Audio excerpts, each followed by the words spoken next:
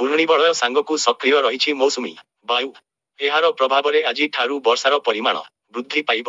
17 ତାରିଖ ପର୍ଯ୍ୟନ୍ତ ରାଜ୍ୟରେ ପ୍ରବଳ ବର୍ଷା ସମ୍ଭାବନା ରହିଛି ବୋଲି ଭୁବନେଶ୍ୱର ଆଞ୍ଚଳିକ ପାଣିପାଗ କେନ୍ଦ୍ର ପକ୍ଷରୁ ଜଣାପଡ଼ିଛି। ତେବେ ପାଣିପାଗ କେନ୍ଦ୍ର ପକ୍ଷରୁ ମିଳିଥିବା ସୂଚନା ଅନୁସାରେ ଝାଡ଼ଖଣ୍ଡ ଓ ସଂଲଗ୍ନ ଅଞ୍ଚଳରେ ସୃଷ୍ଟି ହୋଇଥିବା ଘୂର୍ଣ୍ଣିବଳୟ ପ୍ରଭାବରେ ମଧ୍ୟରେ କିଛି ସ୍ଥାନରେ ବିଜୁଳି ଘଡ଼ଘଡ଼ି ସହ ବର୍ଷାର ସମ୍ଭାବନା ରହିଛି।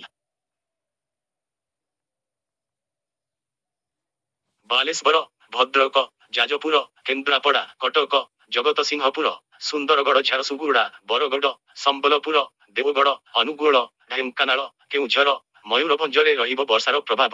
6 ଜିଲ୍ଲାରେ 7ରୁ 11 ସେମି ବର୍ଷା ସମ୍ଭାବନା ଥିବାରୁ ଏହି ସବୁ ଜିଲ୍ଲାକୁ ୟେଲୋ ୱାର୍ଣ୍ଣିଂ ଜାରି କରାଯାଇଛି।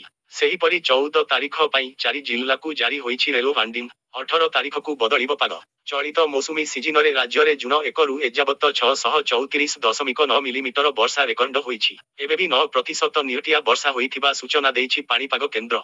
ଗୋଟିଏ ଜିଲ୍ଲା ମାଲକାନଗିରିରେ ସ୍ୱାଭାବିକ ଠାରୁ ଅତ୍ୟକ ବର୍ଷା ହୋଇଥିବା ବେଳେ 4 ଜିଲ୍ଲାରେ ଅଧିକ ବର୍ଷା ଓ 16 ଜିଲ୍ଲାରେ ସ୍ୱାଭାବିକ ଓ ବାକି 10 ଜିଲ୍ଲାରେ ନିଅଣ୍ଟିଆ ବର୍ଷା ହୋଇଛି ବୋଲି ଜଣାପଡ଼ିଛି।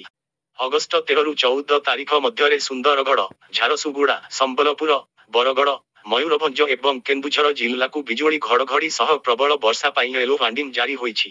ସେହିପରି ଅଗଷ୍ଟ 14ରୁ 15 ତାରିଖ ମଧ୍ୟରେ ସୁନ୍ଦରଗଡ଼, ଝାରସୁଗୁଡ଼ା, ସମ୍ବଲପୁର ଏବଂ ବରଗଡ଼ ଜିଲ୍ଲାକୁ ବିଜୁଳି ଘଡ଼ଘଡ଼ି ସହ ପ୍ରବଳ ବର୍ଷା ପାଇଁ ୟେଲୋ ୱାର୍ଣ୍ଣିଂ ଜାରି କରିଛି ପାଣିପାଗ କେନ୍ଦ୍ର।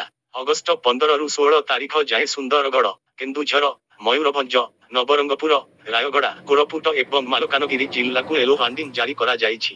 ସେହିପରି ଅଗଷ୍ଟ 16ରୁ 17 ତାରିଖ ମଧ୍ୟରେ ସୁନ୍ଦରଗଡ଼, ଝାରସୁଗୁଡ଼ା, ସମ୍ବଲପୁର, ଦେବଗଡ଼, କେନ୍ଦୁଝର, ନବରଙ୍ଗପୁର, ରାୟଗଡ଼ା, ଗଜପତି, କୋରାପୁଟ ଓ ମାଲକାନଗିରି ଜିଲ୍ଲାକୁ ପ୍ରବଳ ବର୍ଷା ପାଇଁ ୟେଲୋ ୱାର୍ଣ୍ଣିଂ ଜାରି ହୋଇଛି।